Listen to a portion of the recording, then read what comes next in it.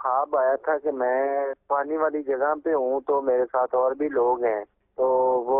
وہ سب لوگ گزر گئے اس پانی سے، تو لیکن مجھے نا بہت پریشانی لگ رہی ہے، مجھ سے گزر نہیں جا رہا، جیسے میں اس کے اندر گر جاؤں یا مجھے کچھ ٹینشن ہو جائے گی، تکلیف ہو جائے گی۔ جی، اس خواب کی تعبیر پوچھنی تھی، یا ایسے مجھے بہت ٹینشن ہے، رات کو نیند بھی نہیں آئی۔ پانی کے حوالے سے انہوں نے بیان کیا کہ یہ دیکھتے ہیں کہ پانی میں ہیں اور بہت سارے لوگ جو ہے وہاں سے گزر گئے ہیں، لیکن ان کو وہاں سے گزرنے میں مشکلات کا سامنا ہے اور بہت زیادہ آزمائش کا بھی شکار ہیں، نیند بھی نہیں آئی۔ تو ایک تو یہ ہے کہ اطمینان رکھیے، انشاءاللہ عز و جل خیر ہوگی، اللہ تبارک و تعالی عافیت عطا فرمائے، آپ کو مشکلات سے جو ہے وہ چھٹکارا عطا فرمائے۔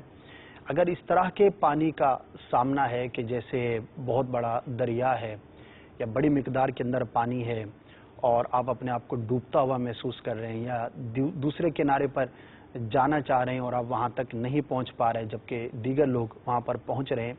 اس طرح کی کیفیات جو ہے وہ مشکلات کا سامنا کرنا یہ اس کی علامت ہوا کرتا ہے۔ تو ہو سکتا ہے کہ جن دنوں آپ نے خواب دیکھا کسی مشکل کا آپ کو سامنا کرنا پڑے، لیکن یاد رکھیے کہ اس طرح کا خواب دیکھنا بھی ایک طرح سے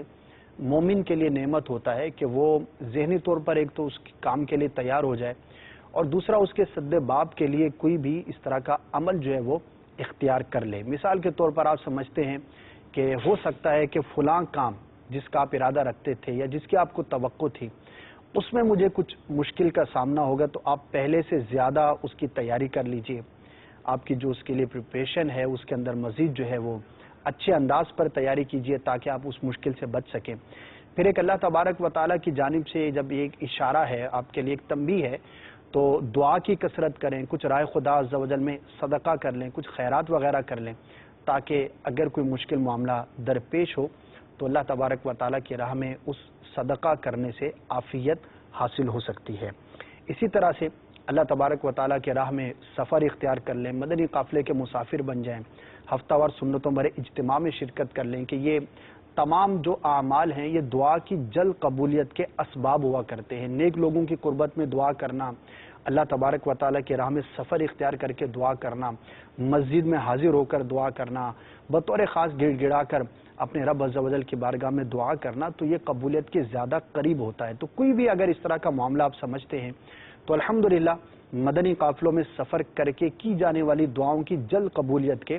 بہت سارے واقعات ہمیں سننے کو ملتے ہیں۔ تو یہ میری دعوت قبول کر لیجئے، تو انشاءاللہ عز و جل مشکلات سے چھٹکارا نصیب ہوگا، اور کسی خاص کام میں اگر رکاوٹ ہوگی تو اللہ تبارک و تعالیٰ کی رحمت سے امید ہے کہ وہ ضرور